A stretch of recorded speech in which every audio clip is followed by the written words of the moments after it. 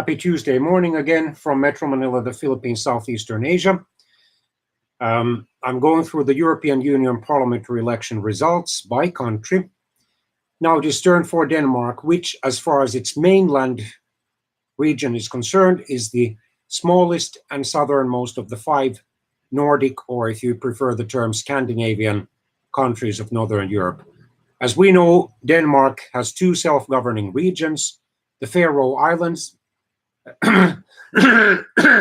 roughly between Norway and Iceland in the North Atlantic part of Northern Europe, and then the large island of Greenland, which already geographically belongs to North America, and which since 2009 has had a wide degree of self-government, although it is not yet a fully independent country. So these results concern the mainland region of Denmark. It joined the European Union's predecessor, the European Economic Community, in 1973. And incidentally, that happened in January 1973. Incidentally, 11 months later, in December 1973, Denmark had a so-called earthquake parliamentary election with the populist and strongly anti-tax and anti-bureaucracy Progress Party, led by the controversial tax-evading lawyer Mr. Mogens Glistrup, came out of nowhere to win over 15% of the vote and to become the country's second largest political party. And ever since then, so for nearly the last 5 decades, there has been that populist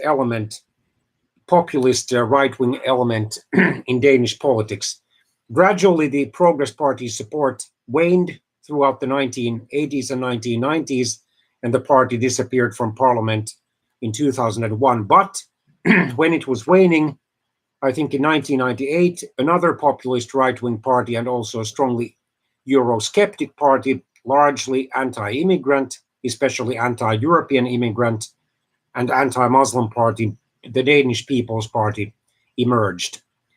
And between 2001 and 2011, and again since 2015, it has held the balance of power between the moderate center-right parties, Venstre and the Conservatives, Venstre being the so-called conservative or right-wing liberal party on the Danish political spectrum, on the one hand, and the center-left parties led by the Social Democrats on the other hand.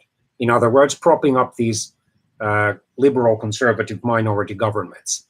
Denmark, incidentally, will hold a parliamentary election on June the 5th, 2019, so these election results may have been somewhat of a prelude to those election results, although, of course, they are not the same.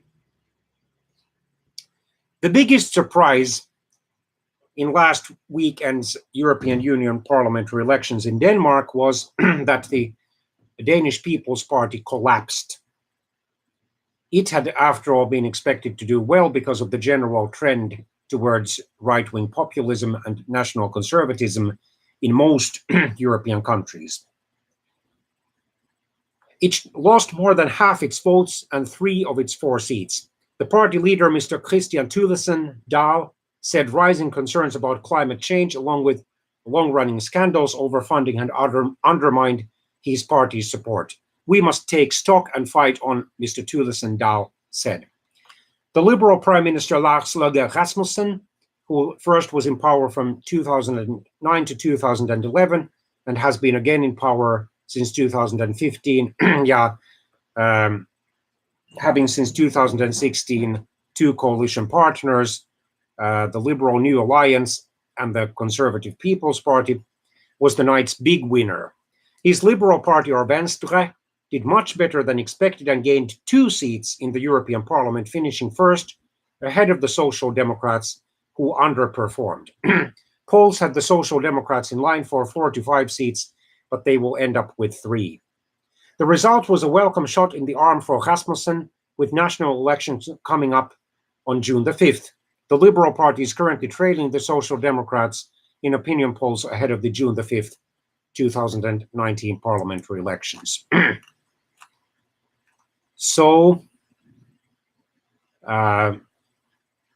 Venstre took 4 seats and will sit in the alliance of liberals and Democrats.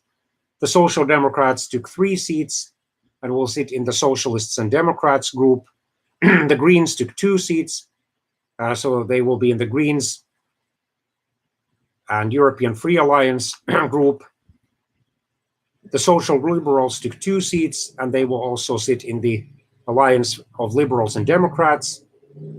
Then the Danish People's Party, single member of the European Parliament, will sit in the European Alliance of People and Nations group. And the Conservatives took 1 seat, and that member of Parliament will sit in the European People's Party's group.